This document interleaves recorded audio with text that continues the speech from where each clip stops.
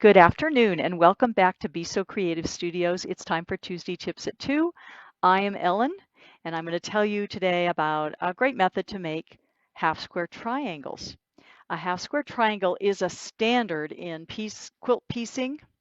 This is a table runner that we're making right now in beginning quilting class. And you can see it's pinwheels, but each pinwheel is made up of these triangles, and the triangles form a square. So this is a great example of where to use a half square triangle in your quilt. Many traditional quilt patterns will use a half square triangle.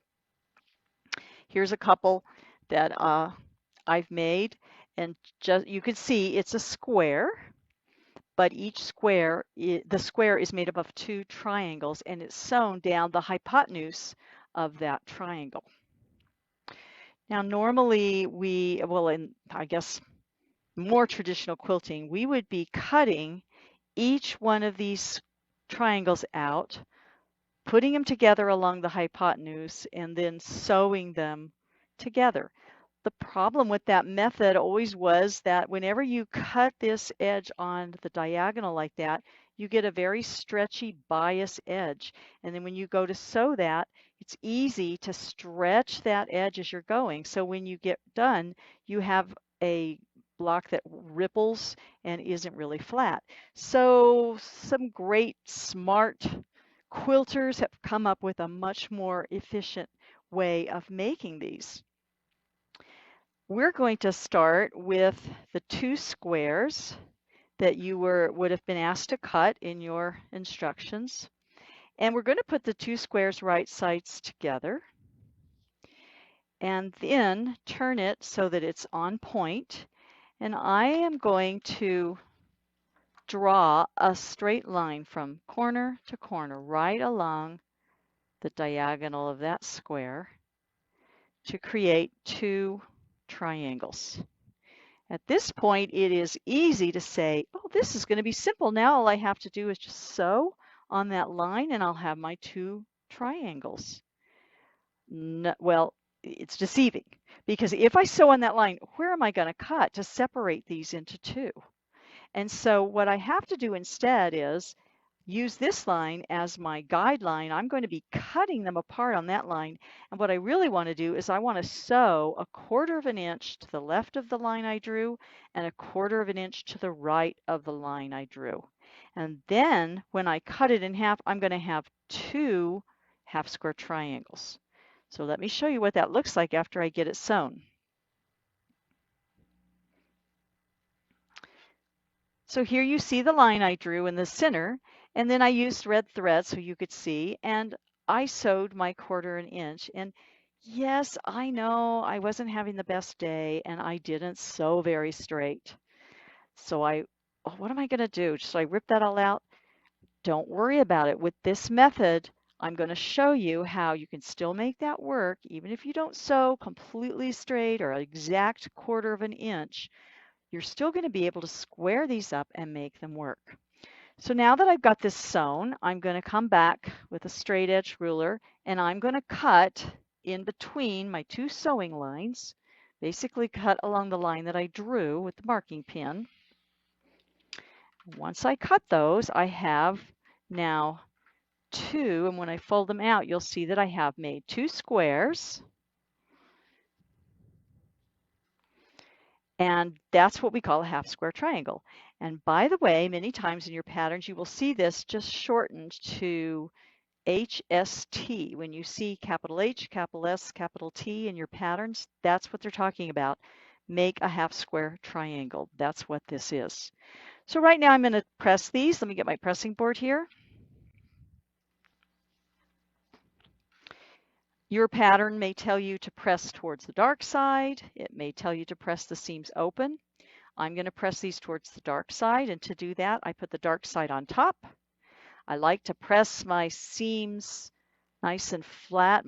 It buries the stitching down into the fabric, and then I'm just going to pull back that top layer and use the edge of my iron to get a nice smooth press so that there's no pleating going on there. And that's a pretty nice half square triangle. And the seam allowances are pushed towards the dark side by doing that.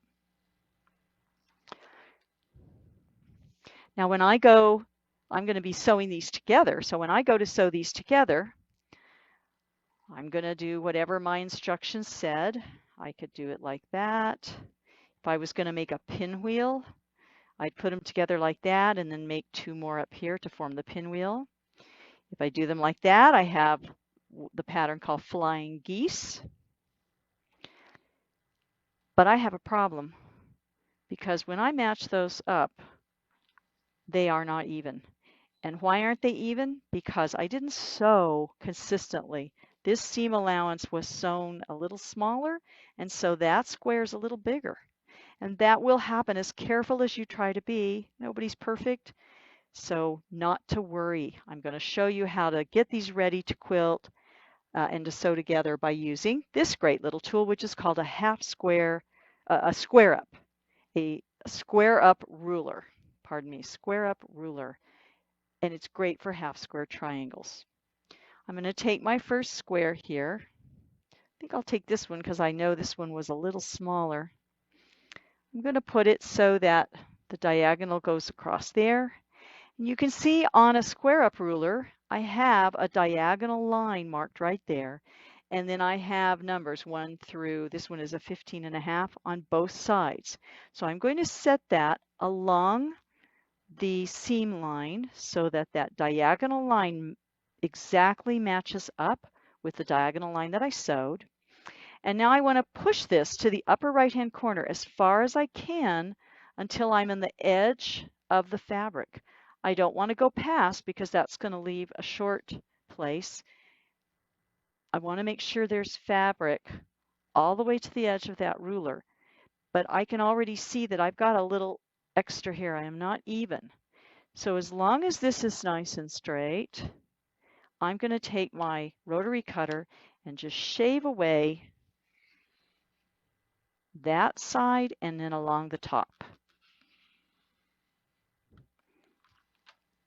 Now you may only have the tiniest bit of shavings, and let me pull this away and show you how little I shaved off in some spots. Just that tiny bit. But now I know that this is a perfect right angle. So I'm going to take this corner, flip it 180 degrees, and now I'm working with the other corner. And I'm now going to work on these 2 sides. So once again, I put my square up ruler, aligning it with the diagonal line. And this time, instead of just pushing it up to the top, I'm looking at these numbers down here to see how big do I want my block. My blocks are supposed to be 6 inches. That's what my pattern said. So I'm looking now with my diagonal lined up. I'm looking here to see, does that edge that I just cut and squared up, is that edge right along my 6-inch line? And it is. It's just perfect. So now I'm going to trim away this side and this side, and I should have a perfect 6-inch square. So you're only trimming this and this side at each time. Flip it around and then again trim the right and the top. And let's see how much I cut away that time. A little bit more that time. But this equals a perfect 6-inch half square triangle, and you can see that my corners come right up to the edge. Now let's do the other one and see. The other one might be a little different because, as you know, I wasn't consistent sewing my seam allowances. So I'm going to line up my diagonal, push it all the way to that top corner until I can't go any farther without running out of fabric.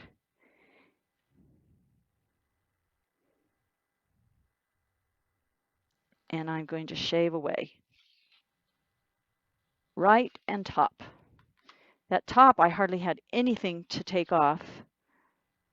Right there, it was exactly aligned with my ruler. Just a little bit to shave off there.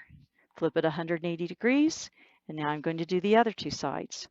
This time, I'm looking down here. I'm going for that 6-inch line. I've got 6 here. I've got 6 here.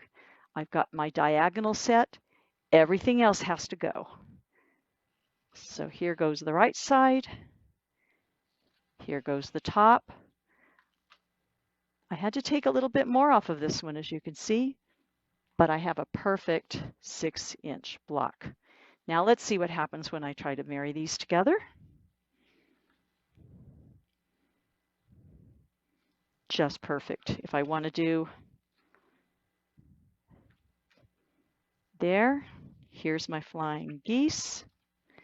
And look how beautifully those are going to line up when I get ready to quilt. If I take the time to do every single square like this in my quilt, I will have just a really easy time putting my blocks together, getting my quilt to lay flat, and getting everything to match up. So I hope this helps you when you run into half square triangles in your projects, and good luck with your quilting. Thank you for joining us today.